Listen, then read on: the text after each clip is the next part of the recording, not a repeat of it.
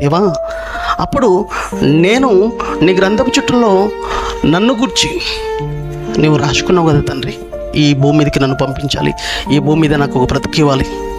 ఇంతకాలంలో ఆ కార్యక్రమాలను, ఆ ప్రణాళికలను పూర్తి చేసి రావాలన్న ఒక ఆలోచన నీ గ్రంథంలో నా గురించి రాసుకున్నావు కదా.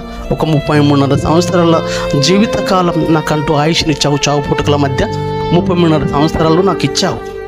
ఆ 33.5 సంవత్సరాల జీవితకాలంలో దేవా, నన్ను గురించి రాసుకున్నట్లుగా, రాయబడిన ప్రకారము నువ్వు రాసుకున్నట్లుగా, నువ్వు ఊహించినట్లుగా, నువ్వు కోరుకున్నట్లుగా మన గురించి కూడా అదే రాసుకున్నాడంటే.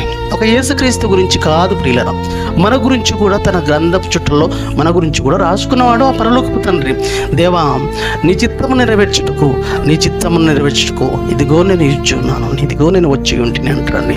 అంటే దేవుని యొక్క ఇష్టాన్ని, దేవుని యొక్క చిత్తాన్ని నెరవేర్చడానికి ఈ చావు పుట్టుకల మధ్య కాలం అన్నది మర్చిపోకూడదు.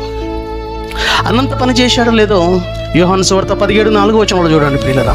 తనకి ఇవ్వబడిన చావు పుట్టుకల మధ్య కాలాన్ని ఎంతగా దేవుని యొక్క ఆలోచన కోసం, దేవుని యొక్క కార్యక్రమాల కోసం, దేవుని యొక్క ఉద్దేశాలను సంపూర్ణంగా ముగించే పనిలో 33.5 సంవత్సరాలను పనంగా పెట్టుబడిగా పెట్టాడండి. తన యొక్క ఆయుష్కాలం అంతా పనంగా పెట్టాడండి. ఏ ఒక్కరోజు, ఏ క్షణం కూడా, ఏ నిమిషం కూడా, ఏ గంట కూడా తన కోసం ఆనందపడ్డట్లు, తన కోసం సంతోషపడ్డట్లు, ఏదో లోకంలో అనుభవించాలి, ఏదో ఆనందంలో, సంతోషంలో మునిగిపోవాలన్నట్లుగా ఈ 4 సువార్తలు కానీ, బైబిల్లో ఎక్కడ కానీ యేసుక్రీస్తు ఏదో పలాని విషయంలో సుఖపడ్డట్లు, పలాని విషయంలో ఆనందపడ్డట్లుగా ఉందంటే ప్రియులారా, లేదండి. బ్రతుకు కాలం అంతా దేవుడి కోసం అండి. ఒక దేవుని కుమారుడుగా భూమి మీదకి అడుగుపెట్టిన యేసుక్రీస్తు ప్రభుల వారే ఈ రోజు కూడా అండి, యేసుక్రీస్తు మాత్రమే అలా బ్రతకాలన్నది కాదండి, మనం అందరం అలా బ్రతకాలని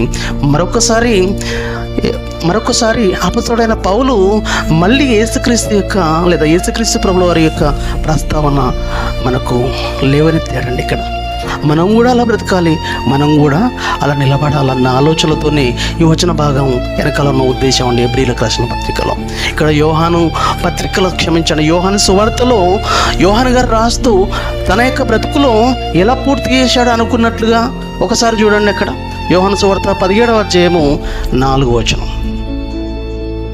ఇంత అద్భుతమైన మాట చూడండి ప్రియులారా. చేయుటకు నీవు నాకు ఇచ్చిన పని నేను సంపూర్ణముగా నెరవేర్చి, చావు పుట్టుకల మధ్య ఇవ్వబడిన 33.5 సంవత్సరాల ఆయుష్ కాలంలో తండ్రి, నువ్వు నాకు పని ఇచ్చావు కదా. ఆ 33.5 సంవత్సరాల జీవితకాలంలో నాకు ఒక పని అప్పచెప్పావు కదా. ఆ పనిని భూమి మీద నా బ్రతుకులో సంపూర్ణ